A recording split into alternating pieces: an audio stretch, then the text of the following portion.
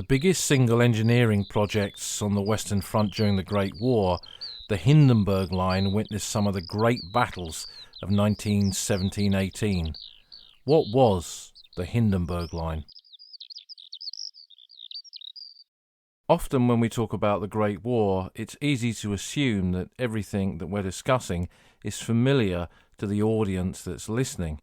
And I've been especially aware of this in the production of the podcast to try and make it as accessible to as wide an audience, as many people as possible. But I had a friend who's been catching up on the podcast, having worked out how to play it in their car, as I'm sure, and I know many of you do. They'd been listening to some of the episodes about the battles of 1917-18 and asked, politely, what is the Hindenburg Line? And this made me think, really, maybe it's a good idea to do some podcasts on some of these things that we kind of take for granted. So this episode will hopefully answer that question. What is and what was and what remains of the Hindenburg Line? That's what we're going to set out to do in this episode. And if you have such a question yourself, but you felt unable to ask, then that's what email's for. That's what a comment on the podcast website is for. And that's what tweets are for, or messages on Twitter. So don't be shy. If there's something that you'd like to be answered that has always been quizzing you or you've always been curious about, and it's Great War related, I don't know the answer to everything, believe it or not, then feel free to ping that across, and who knows, it could result in an episode of the podcast. So in this episode, we'll look at the Hindenburg Line, the background to it, the construction of the Hindenburg Line. We'll look at some of the battles on the Hindenburg Line, including what was called the withdrawal to the Hindenburg Line by the British forces. And then we'll look at what remains of the Hindenburg Line, some vestiges of it in northern France. So in terms of background, what's the start point for this? In the autumn of 1916, British observers from the Royal Flying Corps were making their usual regular surveys of the German rear area, the area behind the German lines. The Royal Flying Corps, known for its combats in the air, by that kind of mid-period of the Great War, was doing a lot of aerial observation as well. It was critical to the intelligence gathering of the British Army on the Western Front. We've had an episode about aerial photography, and you'll find out more about that there. But aircraft flew behind the German lines, over the German lines, to photograph what was there. It helped with the mapping, and it helped with an understanding of what was going on in and behind the German front. And during one of those reconnaissance missions at the end of October 1916, one flight noticed substantial new earthworks, trenches, being dug near the French village of Quillan, or Quillan as soldiers at the time often called it. And this was an area between Arras and Cambrai, behind the German fronts, in their rear area beyond Bapaume, for example, and in villages that were really of no apparent military significance or with any strategic value. So why was this trench being dug? And they took some photographs of this, which was then about 10 miles behind the German front line. And when they were seen by General Headquarters, this prompted a proper aerial survey of what was going on there, and one of these was ordered. So the Royal Flying Corps returned and took further photographs of the work that was going on in this wider area. And these showed a new trench line in the Caen-Bullecourt area and up towards Arras. So it was clear that the Germans, for whatever reason, were digging a new trench system some way behind the lines. Why would they be doing this? What would be its purpose? It didn't look like any kind of training area or instructional ground. It looked like a proper system of defence. At the same time, on the French sector of the Western Front, towards the southern area beyond the Somme, a Russian prisoner of war had made his way across no man's land and had entered the French trenches. Now, I would guess that French soldiers, seeing a Russian coming across, would have called out, and this happened on the British sector. I know of an example of this in the battalion frontage of the 7th Royal Sussex, where two Russians came across no man's land a call was made out to them. They responded in Russian, which the sentries took for German, and they opened fire, killing one and wounding the other one. But in this instance, the Russian was taken prisoner alive and found, of course, not to be a German, but an ally, a soldier of the Imperial Russian Army. And he'd been captured on the Eastern Front. So what was he doing in northern France? And he reported to French intelligence officers that more than 2,000 Russian prisoners were making concrete bunkers in the Saint-Quentin area. Now, while this information was relayed by the French, at that moment in the autumn of 1916, there was no connection made between the Russian prisoner of war and the construction of those concrete bunkers and what had been seen in the Royal Flying Corps aerial photographs. They didn't appear to be the same event or even vaguely connected. But of course, we now know from the distance of more than a century that wasn't so. What we're seeing here are the early indications of the construction of a new German system of defences. But then, as weeks turned into months following these two events, information coming back from intelligence officers working behind the German front, and espionage in the Great War is something that really we don't know enough about, I don't think.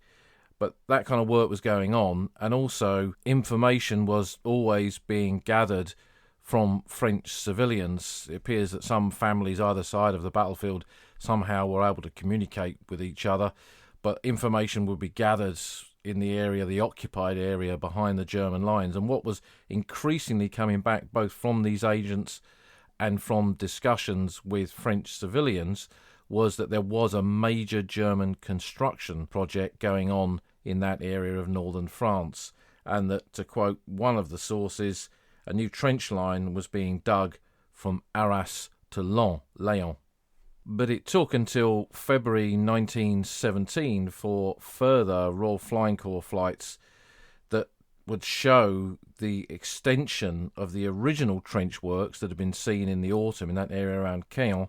This was now being built into a substantial system of defences with massive trenches, and it was being extended not just to the north but down towards the south and southeast, across towards Bellicourt, one of the villages near Saint-Quentin, and up towards Drocourt. And this was then provisionally named on some of the maps, because you remember that the purpose of a lot of these photographs was to gather information that could be used for British Army mapping, so that we could see with the images and with the observers behind the enemy lines and build trench maps, construct trench maps based on that intelligence data. And then when we eventually fought there, we would have some idea of what was in that ground. So everything was given a name, even positions that were way behind the German lines.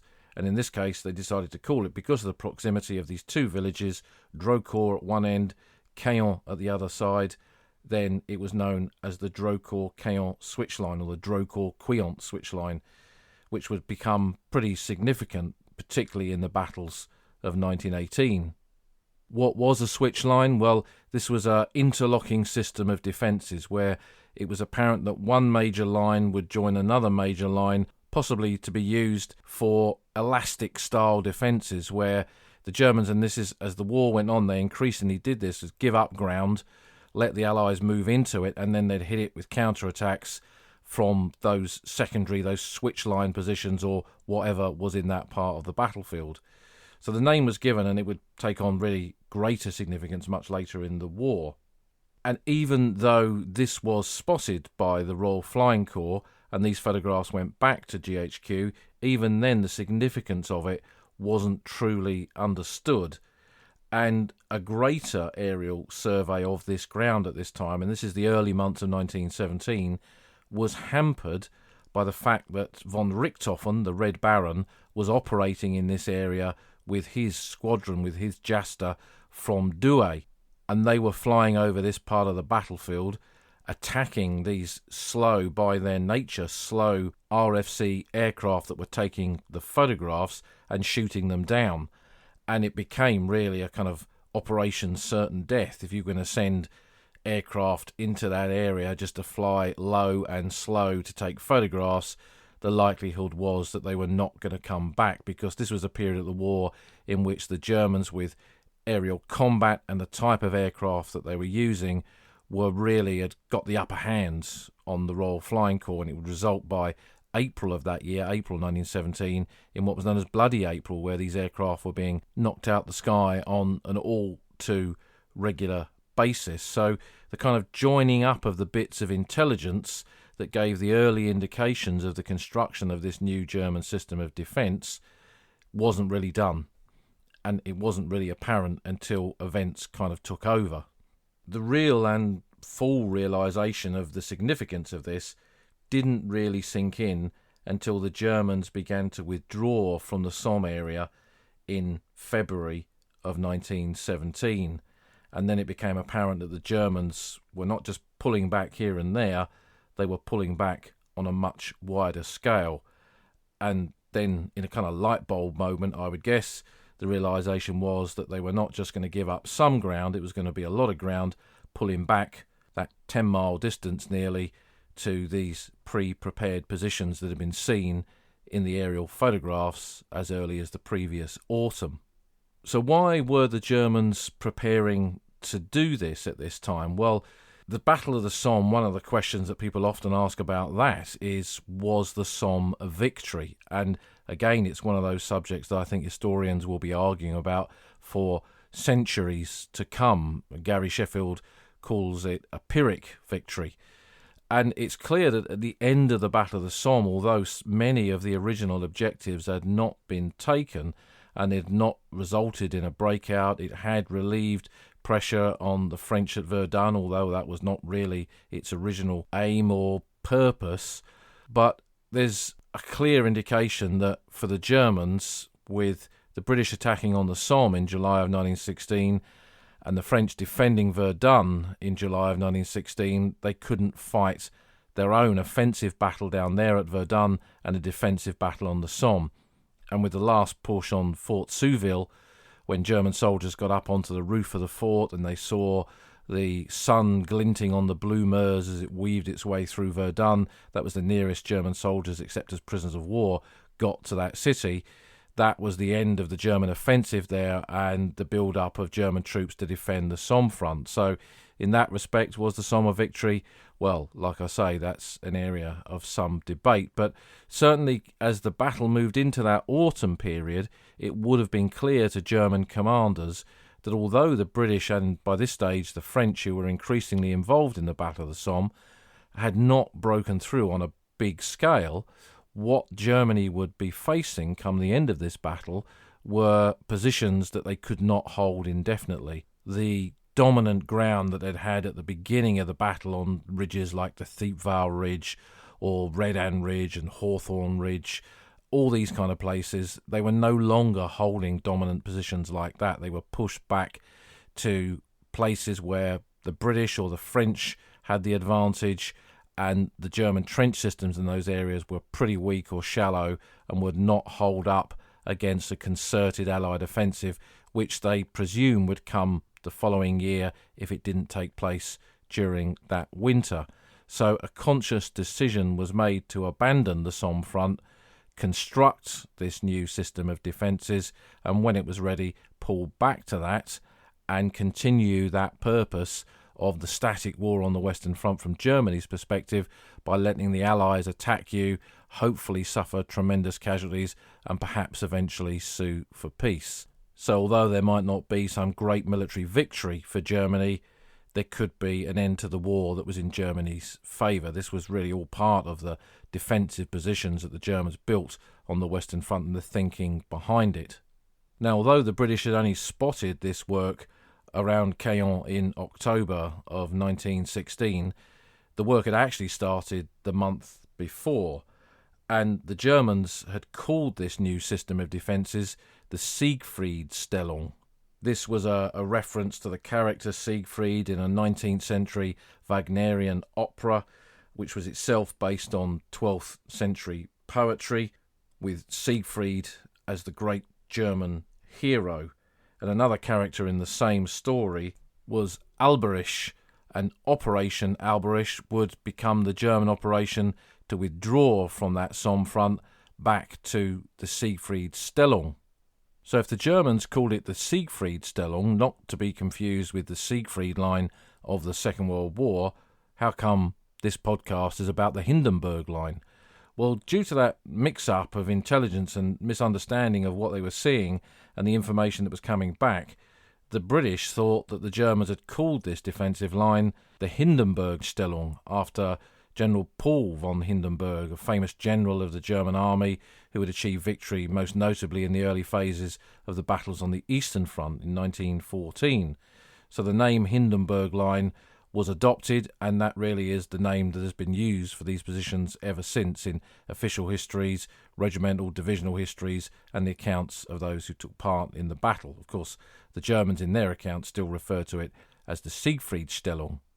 And it's interesting to look at the kind of mishandling of the intelligence information about the whereabouts of the Hindenburg Line positions, about what was happening there, and comparing that to the film 1917, the plot of that film, and the central kind of story, which is about a unit being sent forward in the main advance, having crossed the old no man's land, moved up towards these positions, which no one was really sure exactly where they were, and the runners are sent forward to deliver the message that actually these are formidable and in-depth defences and attack them at your peril. But to discover more about 1917, which I'm sure we'll reference again in this podcast, you can go back to my review of the history in that in an earlier episode. But whether we call it the Siegfriedstellung or the Hindenburg Line, what had the Germans constructed in this area of northern France, and just how big was it? One of the great benefits in what they were doing was the fact that it was built away from the battle area, 10 plus miles behind the lines, in ground untouched by the war. There might have been the odd long-range shell hole somewhere, but these were not areas where there had been big concentrations of German troops or equipment or supplies or anything else. So it was ground that was pretty much untouched, and because it was behind the German front and the French civilians were still living in these villages, they continued to cultivate it, so it looked like a normal landscape, and it meant that when the Germans moved in there, they could pretty much start afresh, and that because of its distance behind the lines, they could do this work completely unimpeded by Allied artillery or observation, except of course from the air, and thankfully for them, they didn't really understand what it was they were seeing when they saw it. So it was ideal, really, from a German philosophy of defence, building new defences on ground of your choosing, where you could pick the best locations, the best ridge lines, the best fields of fire, the best areas of observation, and you could do all that away from the enemy and have it built and ready so that all your troops had to do was pull back into it. This seemed to be potentially a battle-winning, if not a war-winning project.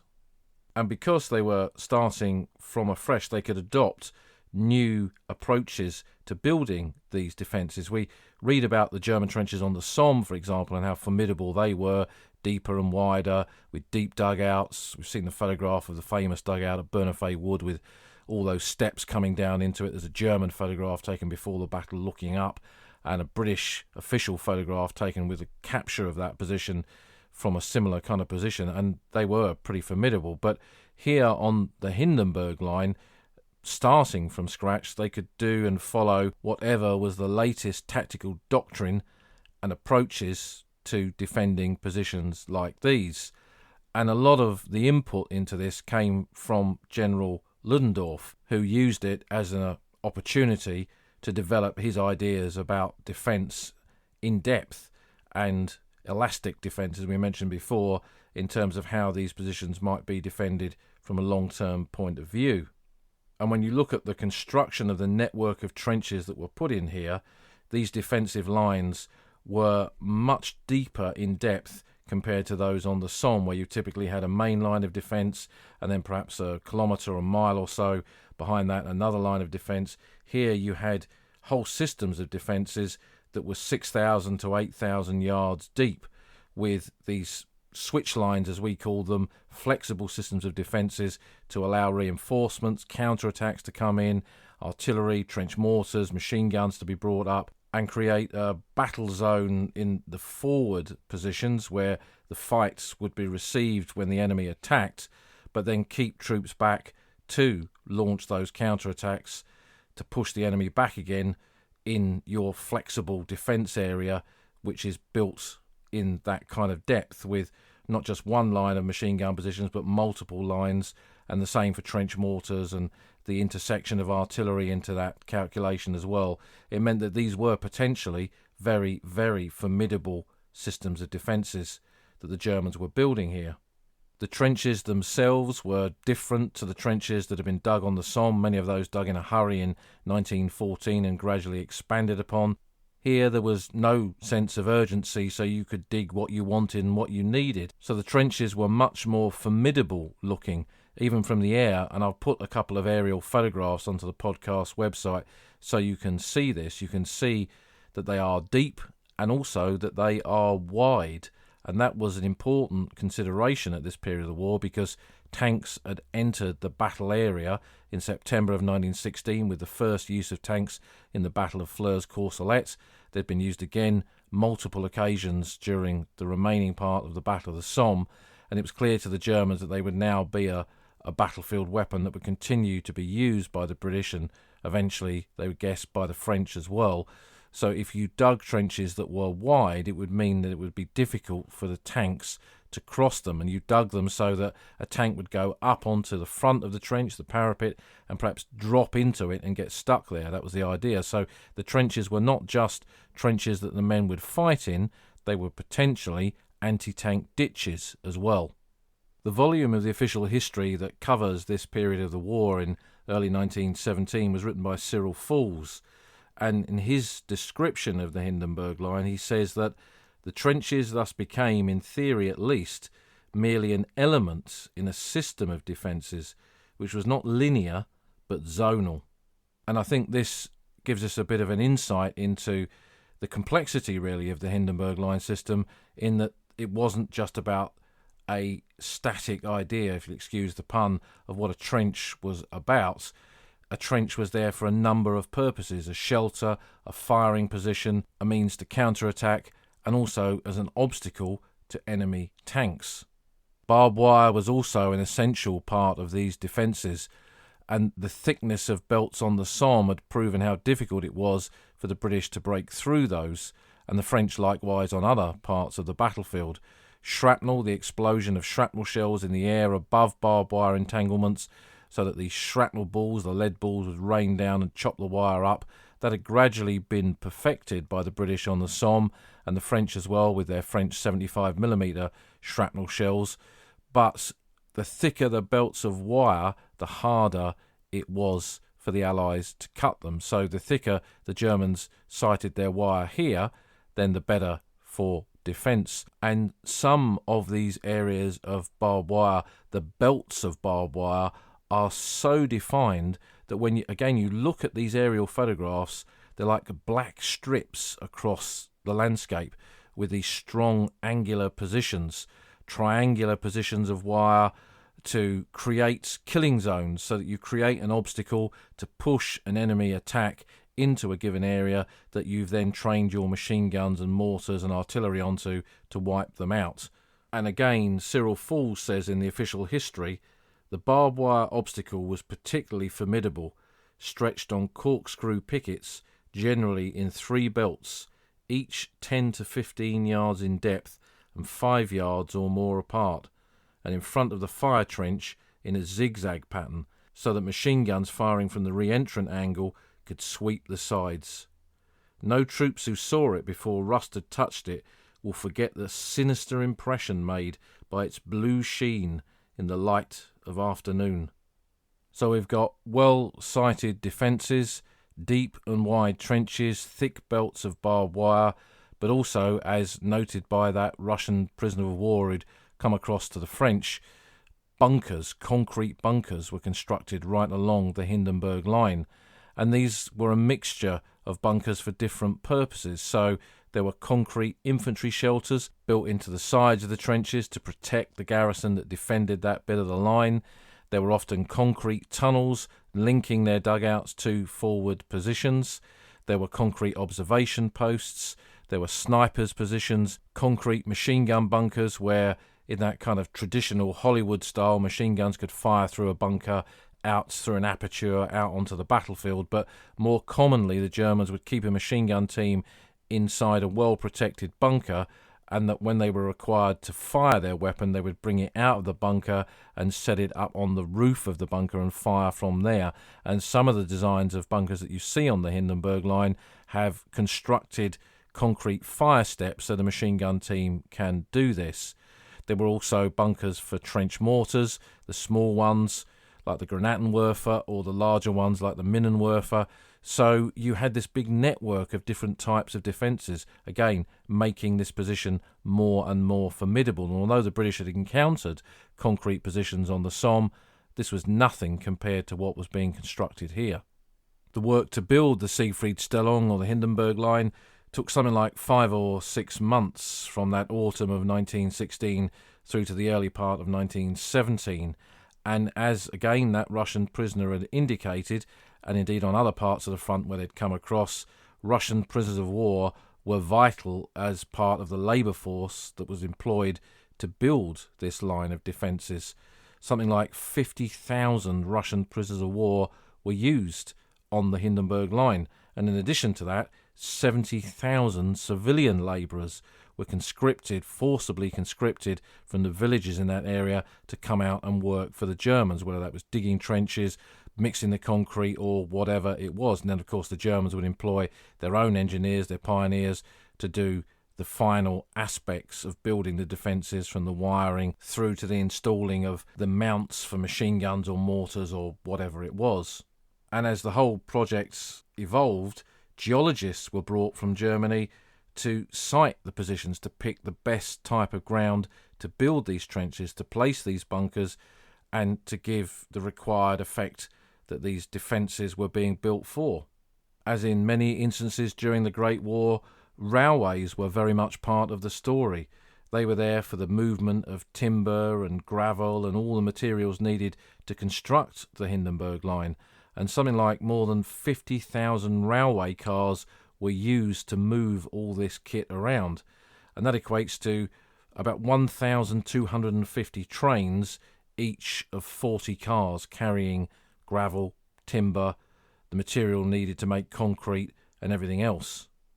And in addition, the trains weren't enough. They also used 450 canal barges that moved the same type of kit around. And what it resulted in with the original Siegfried-Stellung or Hindenburg Line was a position that was 88 miles long and stretched from near Arras down towards Soissons, creating this brand new defensive line in what was probably the biggest single engineering work of the entire 4 years of the First World War. Later, extensions were built to it as well. There was the Wotan Line, built between January and April of 1917, which was a further 45 miles of defences. The Flandern Line up in Flanders near Ypres, following the Battle of Messines, that was built between June and August of 1917. That was another 45 miles of defences, using the same kind of Hindenburg Line technology, adapted for the peculiarity of the positions in Flanders. And there was the Hunding Line that was built between March 1917 and November 1918, so in that final period of the Great War, when the Hindenburg Line position was extended 135 miles down towards the area between La Fère and Rethel in the Argonne, taking in bits of the ground where the American Expeditionary Force, the AEF, would fight in those final battles of the Great War. So by February of 1917, the Hindenburg Line was all but complete. What would happen next?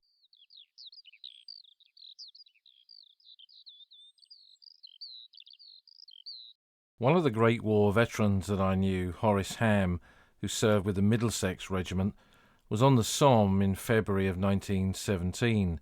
He'd been wounded on the first day of the Somme the previous year and recovered from that wound and returned to join another battalion of his regiment, and was now on the front north of Courcelette facing Miramont. He'd taken part in the Battle of Boom Ravine there. And this was really what soldiers at the time called the tail end or the fag end of the Battle of the Somme. The dates and delineation of battles of the Great War was largely not done while the war was on. It was done by that Battles Nomenclature Committee after the war to create the parameters by which we understood the conflict so that official histories and unit histories could be written. And for men who fought on the Somme in that winter of 1916-17, it probably felt like a continuation of that battle, as if they were just continuing to fight different phases of it as 1916 moved into 1917. And that battle at Boom Ravine in the vast open landscape north of Courcelette towards Miramont, where a Y-shaped ravine known on British maps as Boom Ravine was attacked in the snow on the 17th of February 1917 by men of the 18th Eastern Division, including Horace Ham's battalion was involved in that attack, and then further away in the Ancre Valley, other units had attacked there as well. There was also the Australian actions in the area north of Flers, near Stormy Trench, and these really marked the last engagements on the Somme before the Germans withdrew. The postscript to these final battles on the Somme was that German withdrawal, and the withdrawal was prompted not by these battles, but by the fact that the work on the Hindenburg Line was now complete and the Germans were ready to pull back into it. And so a whole plan was made to gradually pull the Germans back, pull their forces back from the Somme front and into the Siegfried-Stellung or the Hindenburg Line. And the first indications that this withdrawal was happening on the British front was when a patrol led by Lieutenant F.W. Lucas of the 7th Battalion Royal West Kents of that 18th Eastern Division, the one that Horace Ham was in, found that the Germans had gone near Miramont. Horace Ham himself recounted to me that there was this strange day when suddenly there was an unusual quiet about the German trenches.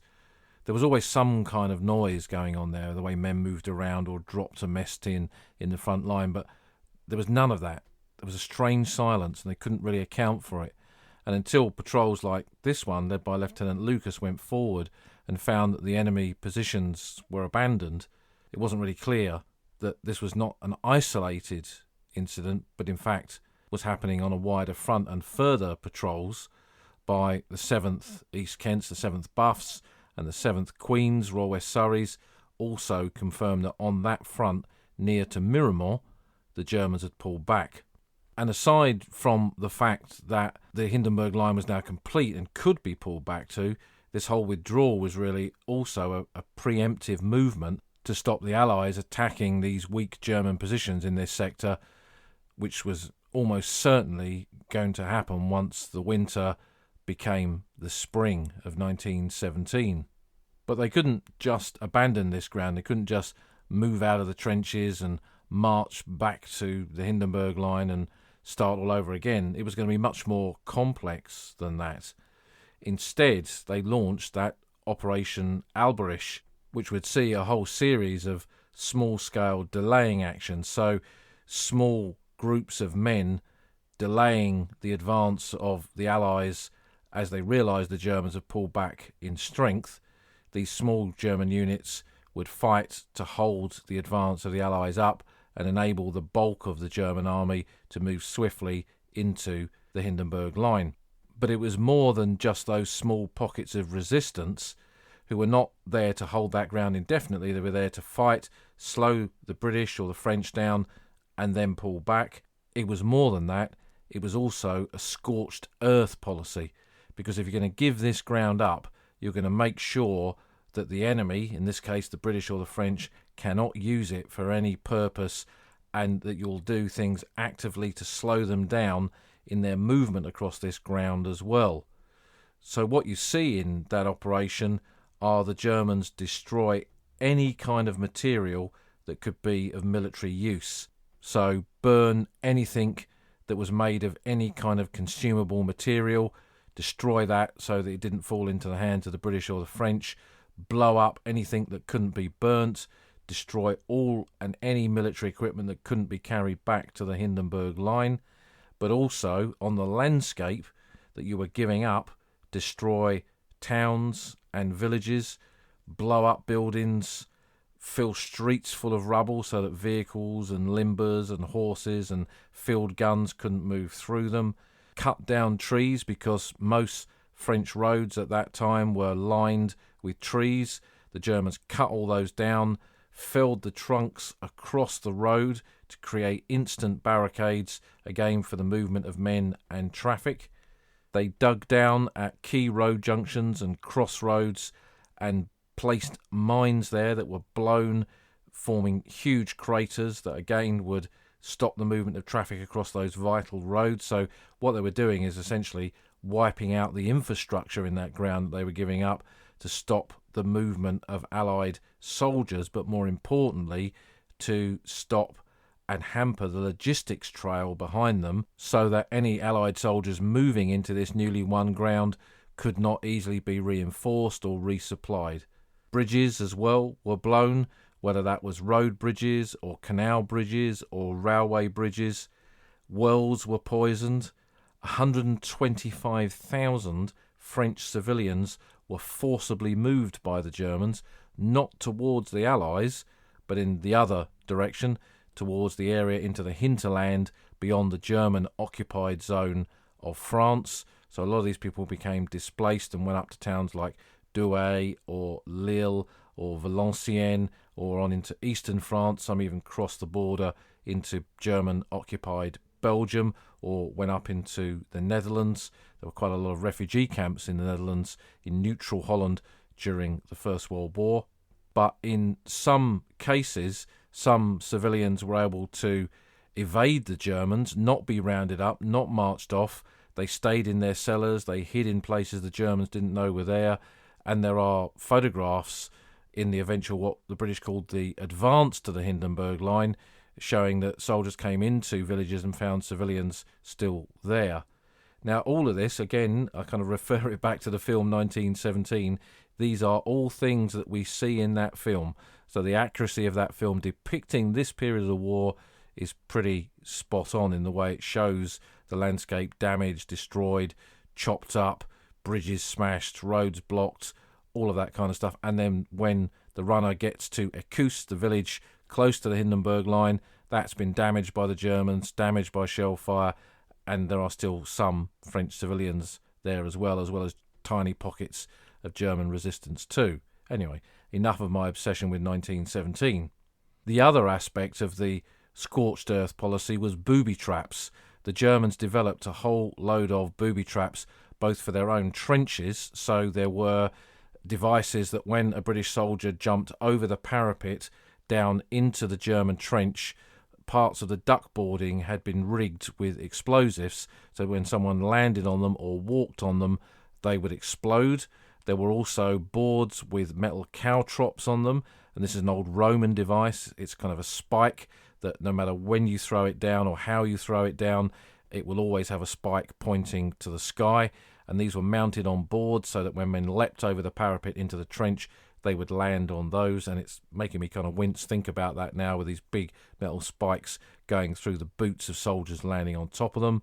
There were kinds of mines, anti-personnel mines used, and I've seen drawings of these in war diaries. Now, they're nothing like the more complex anti-personnel mines of the Second World War, and most of them are pressure related, so that if you stood on it or if you brushed against something or you opened a door, then a mine, an explosion would go off and you would be killed or injured. And there were others that were slightly more sophisticated and bigger that were delayed action mines that were put in key buildings. And a good example of that is at Bapaume, which had been a major German town behind their lines. The town hall there had been used, and the Germans placed a delayed action mine in the cellar of the town hall that was not spotted when the town was swept up in that advance to the Hindenburg Line. And a few days later, a group of Australians were standing outside the town hall queuing up for a tea and bun stall when the mine went off. The building blew apart and cascaded down onto the troops that were assembled there, killing quite a number of them, injuring many others. And I remember in John Lattay's museum at Bullecourt, he had a display, a photograph of an Aussie soldier who'd been buried in the rubble for nearly an entire day before his mates had dug him out. So All of this kind of stuff was going on. Chopping trees down, destroying road systems, blowing up junctions, taking out bridges, poisoning wells, destroying buildings, and laying mines and booby traps right across this battlefield. So it was not an easy prospect for the British and the French to move across this ground as they came out of their old trenches on the Somme and moved towards wherever it was the Germans were pulling back to. And of course, wherever it was the Hindenburg Line. So with the first instances of the Germans seeming to pull back at the end of February, the main withdrawal took place from the 16th of March 1917, when the Germans left about a third of their fighting strength in key areas in this zone they were about to abandon, and then the rest moved back, withdrew from the area into the Hindenburg Line. And the Allies were then frustrated and slowed down in that advance that followed as they came up through those villages, and there were lots of small-scale actions in the villages that had previously been behind the German front, in the villages around towns like Bapaume and Peronne, for example, on that kind of Somme-Pas-de-Calais area, from the Somme up towards Arras, and then beyond that, little villages like Lagnicourt and Noël in the approaches to the Hindenburg Line, around Bullecourt, for example, and small-scale actions with British troops in the village of Acouste and just up the road at Coisy. My old pal Malcolm Vivian, another one of the Great War veterans that I knew, he was involved in this period in the advance to the Hindenburg Line as the forward observation officer for his siege battery. He moved forward and he remarked that it was an extraordinary period in which they were suddenly coming out of the mud and the destruction of the Somme into this open landscape as spring was approaching, the first signs of spring visible everywhere, but an area largely untouched by the war. Very different to the terrain that experienced the year before. And for him, as a gunner whose task it is to find the enemy positions and then drop down fire on them, that was his difficulty. Where were the Germans? And he'd not seen any aerial photographs or any updated maps, so it's pretty much guesswork. And he said that he always feared that he was about to kind of run into a German patrol or into a German position and be taken prisoner. And that was the fluid nature, really, of this period in March of 1917, as the British and to the south the French moved up towards these new positions that the Germans were occupying on the Hindenburg Line. In terms of the battles that then followed, because once the Germans had pulled back into those positions, and when you read the regimental histories of some of the German units that did this, I suspect they thought they were going to come straight into brand new, fully prepared positions, but they found that the kind of final rendering of these defences had not entirely been done. So a lot of units had to work on them as soon as they got there and bring them up to a proper state of defence. Although the kind of sexy kit was there, the bunkers, the wire, the machine gun positions, the trenches were often in poor condition or had not been properly finished, fire steps and things like that. So it wasn't a case of just pulling back into this big trench and wire and bunkers and it's all ready and you're ready to fight. The Germans themselves had to do some work, but for the British and the French opposite them, they're advancing towards positions. Now, the Germans had not dug them some trenches. You know, here you go, British Tommy, here you go, French Poilu, there's your new trenches. The British and the French soldiers had to dig those new trenches, and initially they were very shallow, very basic. Again, I hate to say it, exactly as we see in the final phase of 1917, the movie. These shallow chalk-like trenches cut across the open landscape, south of Arras, across towards Bullecourt, beyond, down towards Peronne. This is what the British initially dug, and to the south, around Saint-Quentin, Saint-Quentin, the French were doing the same there, and beyond towards Soissons. So essentially the Allied soldiers in this advance to the Hindenburg Line had to build their own infrastructure all over again, and that would take some time as well. Now, what followed pretty quickly on the heels of this advance to the Hindenburg Line, which was in March, was the Battle of Arras, which began on the 9th of April 1917. Now, we're not going to go through every battle on the Hindenburg Line during the last 2 years of the Great War, because we shall cover aspects of them, I would guess, over the course of the next X number of years as we do this podcast. But Arras was the first big battle on the Hindenburg Line, and what it showed, although the Germans had thought they'd built this formidable, perhaps impregnable position, it proved that it was far from impregnable, because while these were state-of-the-art defences, the British on the Somme in 1916 had learnt a whole load of lessons, in particular the use of infantry with tanks with artillery, the implementation of the artillery to cut wire, to more accurately destroy German positions. Malcolm Vivian, that siege battery gunner officer, forward observer, he spent the Battle of Arras on that Hindenburg Line position, bunker busting, as he called it, dropping his 9.2-inch shells, using air photographs to ascertain where the bunkers were, match that up with the trench maps, accurately drop very powerful shells onto those bunkers and blow them apart.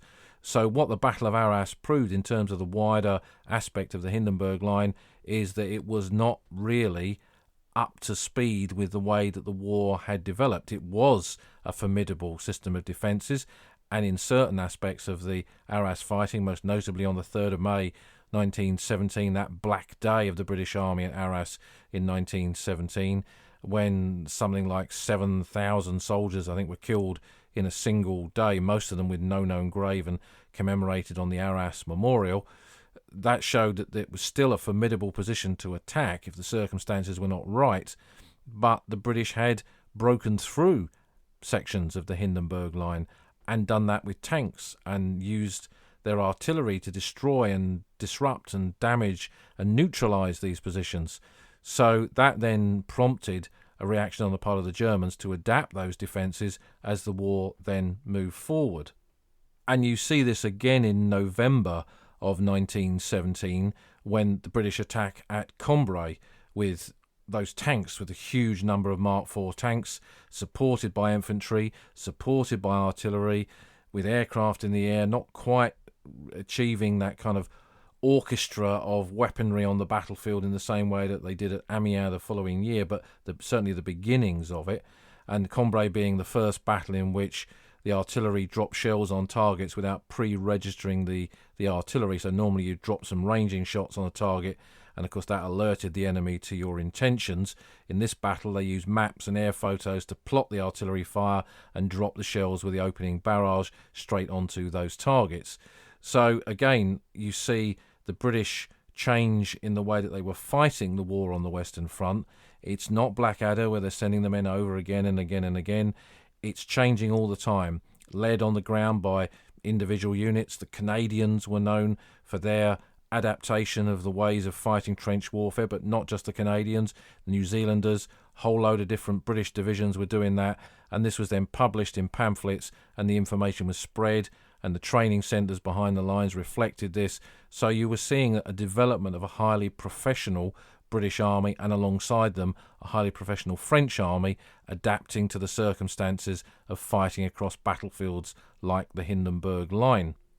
And when the fighting returned to the Hindenburg Line the following year in 1918 in what would become the final battles of the Great War, with the German spring offensives trying to break the Allied line and failing and then being pushed back, and the battles returning to those Hindenburg Line positions, you see the Germans adapting and changing aspects of it. They built that extension down into the area of the Ardennes and the Argonne, for example, in 1917-18, and that would eventually affect the kind of battles that the Americans fought in that sector in the final phase of the war. But what you see being added to the Hindenburg Line during this period is things that reflect, again, the Allied use of different types of weaponry. So the Germans put tank blocks, tank traps, obstacles to stop the movement of tanks into and towards the defences. Bunkers were constructed to put field guns in there that could act as anti-tank guns. There was no specific anti-tank gun developed in the First World War. There was an anti-tank rifle that the Germans had, but they didn't develop a PaK-40 or a PaK-43 as the Germans' standard kind of anti-tank artillery in World War II. They used field guns, and the tanks being made of boilerplate, if they were struck by a high explosive round, it would fracture the boilerplate and probably destroy the tank given the circumstances. So these kind of adaptations of the Hindenburg Line defences in all kinds of different ways were done during this period. But again, the BEF, the British Expeditionary Force, whether that's British units, Canadians, New Zealanders, Australians, they're all singing under the same commander, fighting the same kinds of war, learning from each other and moving forward. In that final phase of the conflict, Commonwealth soldiers are very much the tip of the spear, with the Canadian Corps and the Australian Corps very much being involved in those final battles on the Hindenburg Line, costing them tens of thousands of casualties each month as they broke through successive lines on it. But because of the lessons that have been learnt, no matter what the defences were like on that Hindenburg Line position, a breakthrough was achieved. And by October of 1918, the Americans are fighting and breaking through the Hindenburg Line in the Argonne as they move up towards the Meuse River. And on the British sector, the British have reached the Beaurevoir-Fonsomme line, which was really the last part of the Hindenburg Line, and beyond that was open ground, open fields, woods, villages, towns, canals, rivers. And that was the period in that last 3-4 weeks of the war. The trenches were gone, the Hindenburg Line was broken, and the advance took place over open territory, and the fighting was much more like the fighting of the Second World War than what we'd associate really with the Great War. And then when we think about these battlefields as the war came to an end in November 1918 and the months of peace then unfolded after the armistice, and the civilians, those displaced civilians, began to return to their villages and towns, what kind of task must they have faced filling in the Hindenburg Line? I mean, when we look at the trenches on the Somme or Flanders, that's one thing, but the Hindenburg Line, built as it was, that was a serious, massive piece of engineering to build it, and it would have taken a lot of effort on the part of ordinary French people to fill that in, which is why when I first went to the Hindenburg Line battlefields, I expected to see these great trench lines still be there, but they've gone. They were filled in. The ground was recuperated from war and turned back to peace and agriculture, and ordinary life returns just as it should do. And talking of what remains of the Hindenburg Line, that's how we'll finish this podcast.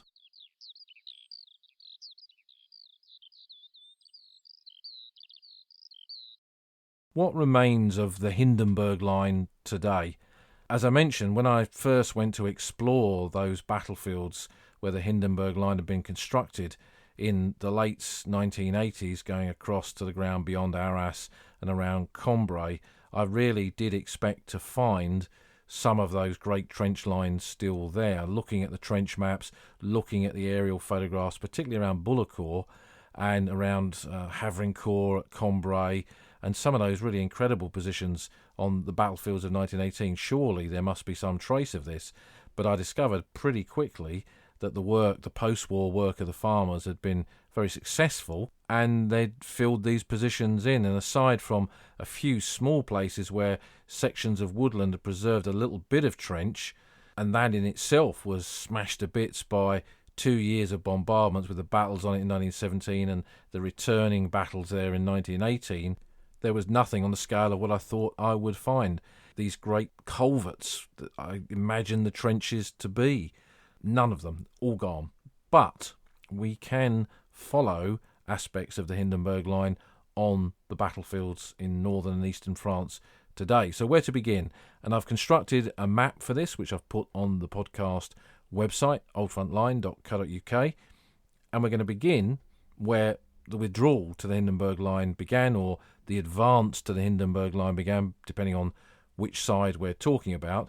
And we're just outside the village of Hebuterne, and we've come to Owl Trench Cemetery and the nearby Rossignol Wood Cemetery. And we're looking from the gates of Owl Trench Cemetery towards Rossignol Wood, Copse 125, as Ernst Junger called it. And this has been an area behind the German lines during the Battle of the Somme, fought over in 1918.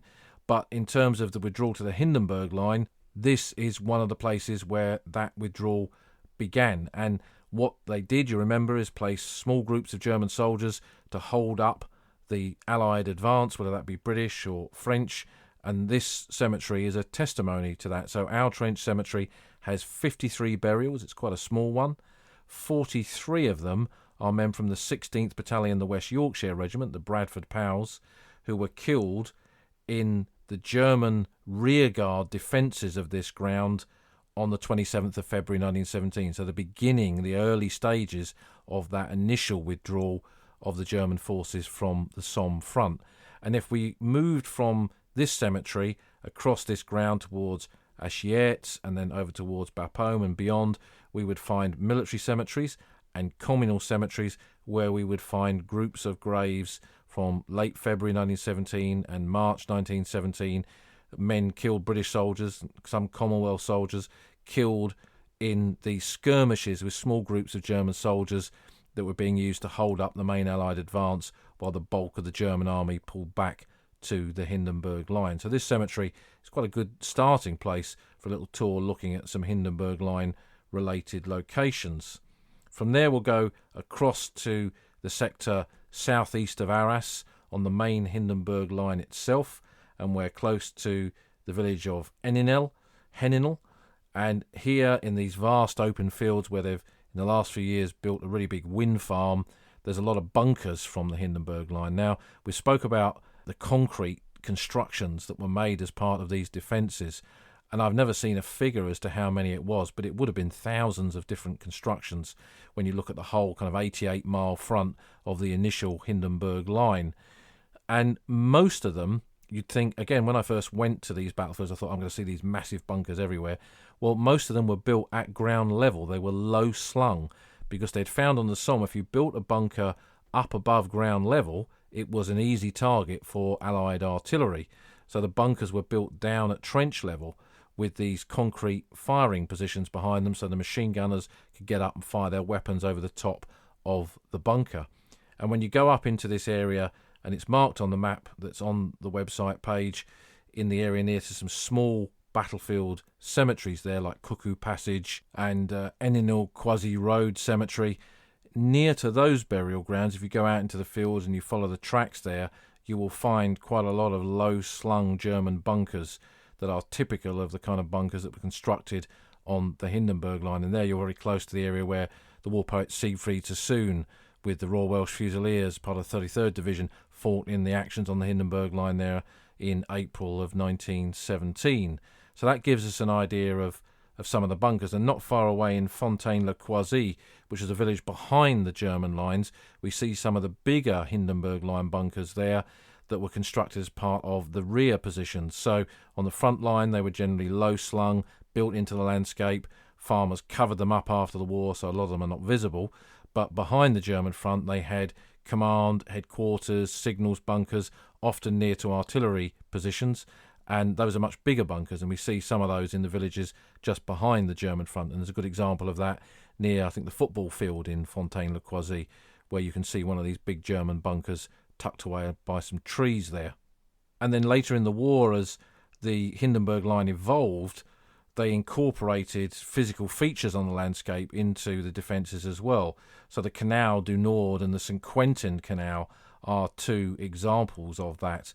And if we go across to the Canal du Nord first, and we travel on the road from Hermes towards Havrincourt, we go over a road bridge over a very deep cutting in the Canal du Nord. Now, the Canal du Nord was not finished at the time of the First World War, and sections in this area were dry. There was no water in them, and the Germans used them as massive anti-tank ditches and part of the defences. And here in this very deep cutting, that if you suffer from vertigo, you would not want to look over the edge of the bridge here, then this was the deepest cutting, I think, in the whole area of the canal in this sector, later bridged by, I think, New Zealand engineers in 1918. But what it meant was that these kind of features were factored into and became part of the defences as well. And this is a good example of this on this bridge over the Canal du Nord near Hermes. If we then continue down into the St. Quentin Canal sector, in an area much more heavily fought over in 1918, although there were some small-scale actions in this area in 1917 in the quiet, inverted commas, part of the Hindenburg Line. We come to Bellicourt, where the American Expeditionary Force divisions that were attached to the British, the 27th New York and the 30th Old Hickory Division, they were attached to the British. We spoke about them recently in Doughboys in Flanders. This is where they moved down to.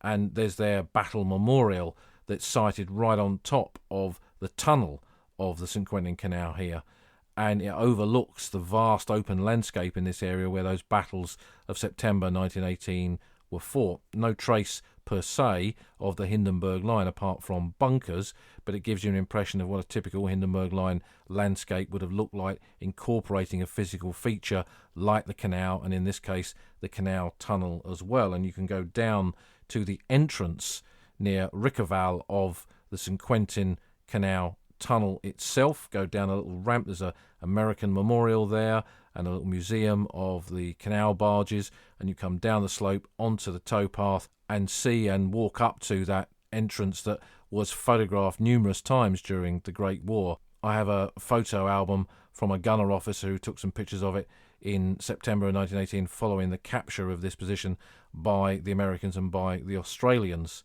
So again, you're seeing here the tunnel incorporated into it, and there was machine gun positions built into the tunnel entrance.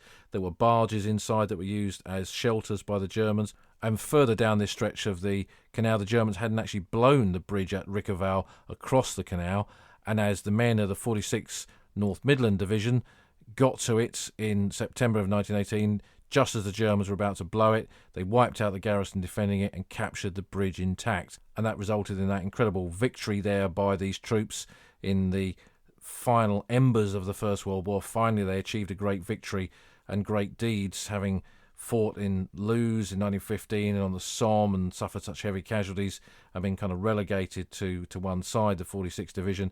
Finally, this was their moment of glory, and that led to that famous photograph with Brigadier General Campbell standing on the bridge, the Tally-Ho VC Guards officer who had been awarded the Victoria Cross on the Somme in 1916. He was now brigade commander of the Staffordshire Brigade, and there they were lined up on the banks of the St. Quentin Canal, having achieved that great victory and having broken this part of the Hindenburg Line. And then if we continue through this area and go just up the road to beyond the village of Goy, we come into the open fields at Guisancourt Farm. Now this I mentioned in a previous podcast about battlefield cemeteries. We won't go over the cemetery side of it again, but what there is on this landscape near the actual Guisancourt Farm is another series of very good examples of Hindenburg Line bunkers. If you wanted to go to just one area that was off the beaten track to really get a sense of the landscape of the Hindenburg Line and the way the Germans sited their bunkers on it, this is a really good example of it. And the bunkers are in good condition and typical of the type of bunkers that were built in this area in 1917 and later in 1918 as well.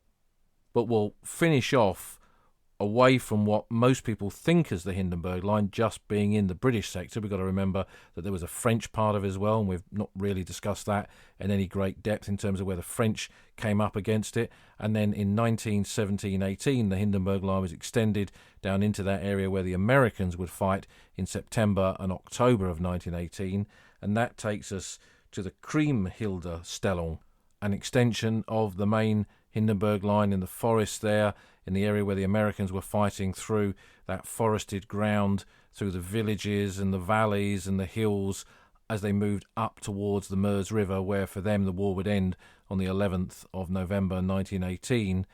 And some years ago, when we were filming Last Day of World War One, we went down to the village of Romagna, near where the American cemetery is located, and Jean-Paul de Vries has a fantastic Great War museum there, and I can't recommend it enough. I'm going there on a tour this year, and I hope to have a little chat with him for the podcast about what he does there. And his museum is kind of second to none in that area, and his knowledge of the ground of what's there is completely second to none in terms of knowing that landscape and knowing what remains of the Great War on it. And he took us for some filming up to where the Kriemhilde Line had been, and the depth of the trenches there in the woods, and they're well off the beaten track. You really need someone like Jean-Paul to take you up there. There's wild boar up there, so that has to be factored in, and that can be pretty dangerous. But the trenches are in very good condition, built in some really quite staggering locations where they built a defensive line on the top of an escarpment, and the Americans advanced straight up that escarpment, right up into these trenches. And there were some photographs, I think it was the American 32nd Division took one position there, and there's a picture of some of their trenches and doughboys standing in it, and you can almost match that up today. And that's an area where we'll find bits of not the original Hindenburg Line, but the extensions of it built in a later period of the war. And I think that as I began in my early years of visiting the Western Front to move beyond Flanders, to move beyond the Somme, to start looking at what remained in depth. I was drawn, of course, to the battles on the Hindenburg Line and the battlefields of the Hindenburg Line because of their great significance in those final phases of the Great War. And I found there, that period of going without guidebooks, apart from Rosecombs before Endeavours Fade, often without trench maps, just going, exploring, investigating, feeling like you were the first person to go to these places. You weren't, of course, but that's what it felt like. It was a great part of my early experiences of visiting and connecting to these battlefields. And you can kind of do that yourself today. And there is so much to find, because the battlefields of the Hindenburg Line and the story of the fighting on the Hindenburg Line, whether that be from the German perspective or the British or the French perspective, is all part of our wider understanding, our wider connection to the landscape of the Great War. It's not just Flanders, it's not just the Somme, it's much more besides. And as we get off the beaten track and we walk those dusty lanes up to places like Guisancourt Farm or deep in the woods near Romagna, we find that trace of the Hindenburg Line, that trace of those events of more than a century ago, and the shadows, the echoes of all that happened on that part of the old front line.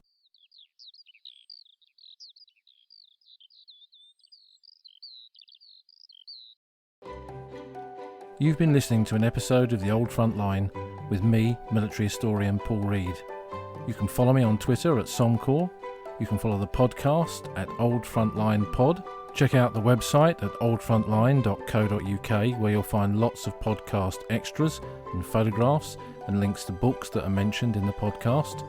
And if you feel like supporting us, you can go to our Patreon page, patreon.com/oldfrontline, or support us on Buy Me a Coffee at buymeacoffee.com/oldfrontline. Links to all of these are on our website. Thanks for listening, and we'll see you again soon.